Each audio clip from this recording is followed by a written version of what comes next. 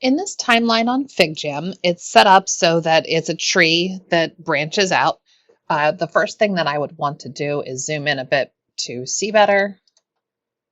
And then because the hand is selected here, I'm able to scroll up. You could also use your fingers on the screen to be able to pinch in and out. I do need to make sure that my select tool is there to be able to change any words, and then just go in and change what is the root of your timeline. Any explanations can go over to either side. And then this is already set up. You would just change the dates and then also give a heading for each of the branches, and then any notes about that branch will be able to go there. Now, if I go up farther on this timeline tree, if I had a date that then needed more information split into other ones, I would be able to add branches. I'll do the same thing lower here. So now if I have the select tool, I'll select branch 3 and its connector. Just press Control C to copy, Control V to paste.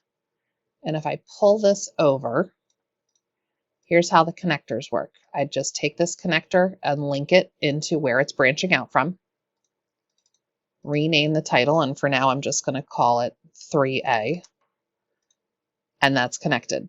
If I have two things, which is why I needed to branch, Control C, Control V, and then I can move this down here and be able to have everything linked in my timeline.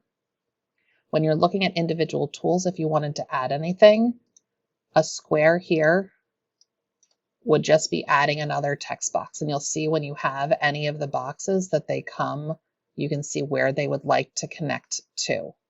Whenever you're starting and you want to make a connection, you want to be in the thing that you want to connect and then moving out towards what you would like to connect.